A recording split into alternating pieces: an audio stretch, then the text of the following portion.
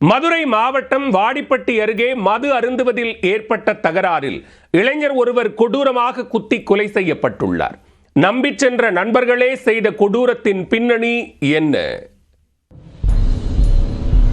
கொலை வழக்கில் தொடர்புடைய நபர் கத்தியால் குத்தி போட்ட பக்கத்து ஊர்க்காரர்கள் கொலையாளிகளை கைது செய்து போலீசார் நடத்திய விசாரணையில் தெரிய வந்தது என்ன?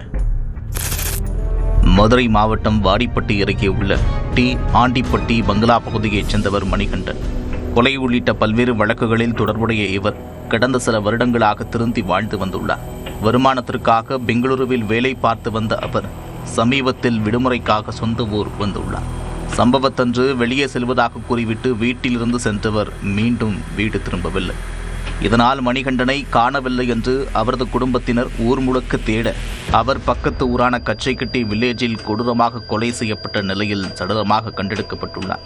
தகவல் அறிந்து சென்ற போலீசார் மணிகண்டனின் உடலை மீட்டு அவரை கொலை செய்தது யார், கொலைக்கான காரணம் என்ன என்பது உள்ளிட்ட கோணங்களில் விசாரித்து வந்தனர்.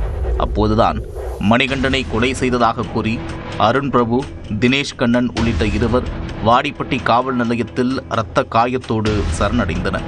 கடந்த சில மாதங்களுக்கு முன்பு கச்சைக்கட்டி பகுதியில் உள்ள டாஸ்மாக் கடையில் மது அருந்த சென்ற மணிகண்டன் போதையில் அந்த பகுதி இளைஞர்களுக்கிடையே பெரும் தகராறில் ஈடுபட்டு அடிதடியில் முடிந்ததாக கூறப்படுகிறது. அதன் பின்னர் பெங்களூரு சென்றவர் மீண்டும் விடுமுறைக்கு வந்து அதே கச்சைக்கட்டி பகுதியில் மது அருந்த சென்றுள்ளார்.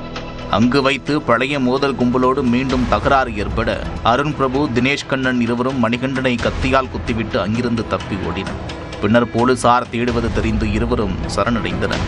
இதனையடுத்து பிடிபட்ட இருவரையும் நீதிமன்றத்தில் ஆஜர்படுத்தி சிறையில் அடைத்த போலீசார் மது போதைதான் கொலைக்கான காரணமா, இல்லை மணிகண்டனின் முன்பகையாளிகள் ஏவிய சதித்திட்டமா என்று விசாரித்து வருகின்றனர்.